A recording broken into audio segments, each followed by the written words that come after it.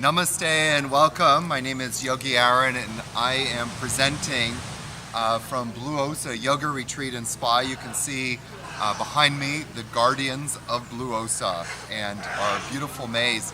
Today I'm going to be talking about how to practice Ardha Chandrasana. Ardha Chandrasana is probably one of the most interesting standing postures. It's one of the laterals, and in any time you do a lateral pose, you're going to feel and experience a sense of expansiveness. One of the things I love about Ardha Chandrasana is its ability to really help to strengthen some of those deep-seated core muscles, as well as improving your balance and stability. So without further ado, we're going to start to practice it. Ardha means half, and Chandra means moon, so half moon pose. So I have to excuse the loud noise. Those are some beautiful scarlet macaws up there. I don't know, Michael, maybe you can pan up there for a second and see them. We're very, very, very blessed. When you come into yoga teacher training here, you can actually see them flying around all the time. One of the most interesting things is that when you are doing yoga teacher training, sometimes we get interrupted by the jungle. Now, when you're doing Ardha Chandrasana, you probably recognize this pose as a lot of people do it.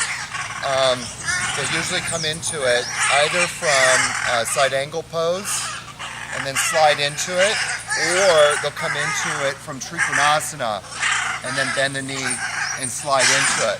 One of the things I really want to emphasize here is the hip bones. So your hip bones are down here, your greater truncantors, and you want to always keep them rolling down and into the body. So what a lot of people do, and I'm just going to turn around and demonstrate this, what a lot of people do when they're doing Trikonasana is that they will stick their butts out like this, come into these poses. This is your hip bone. You want to keep the hip bone rolling down and firmly into your body. Okay? So, when you're coming into this pose, come into it from Warrior 2. Okay? Lift everything up and get really stable. Okay? There you go. And then you can come into the side angle pose. I love coming into side angle pose first, like this, by placing my forearm on my thigh bone. And then you can take your hand down and then bring your back leg up to the sky. Now you cannot see behind me, but if you did, you would notice that my hip was sticking out. So what we're going to do is we're going to use some props. So the first prop that we're going to use is get some blocks. So blocks are your best friend, always. Blocks help to bring the ground closer to you. There's absolutely nothing wrong with using props. Props really help you to find the pose. When you find the pose, you find your body. And that's really the goal of what we're trying to do, is help you develop awareness and sensitivity to your body. If you just kind of keep doing these postures without being mindful of what you're doing, that sensitivity actually decreases. What we want it to do is increase, right? So we're going to set the props up. I like to have two blocks stacked on each other, but you can also just have it one like this. I'm going to place it around 6 inches in front of my in front of my foot. I'm going to come into Warrior 2. I'm going to come into side angle pose. Then I'm going to place the hand on the block and my left hand, or my other hand, on my opposite hip bone. I'm going to roll the back hip bone down. I'm going to strengthen my core by bringing my navel in towards my spine, and then slowly start to lift the back leg up.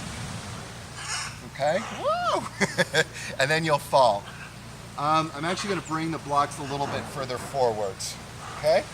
So again, one more time. Come into Warrior 2. Lift everything up. Come into side angle pose. And then place the hand on the block, the other hand on the back hip bone. And then slowly start to lift the back leg up. There you go. And then when you're ready, you bring the other hand up to the sky. Okay? So, a few years ago, I actually broke my leg, my left femur bone. And one of the poses that really helped me get stronger was Ardha Chandrasana, because there's so much about balance, working with those deep muscles, and working on this idea of expansiveness. Anytime you injure yourself, your tendency is to draw inward. So one of my best friends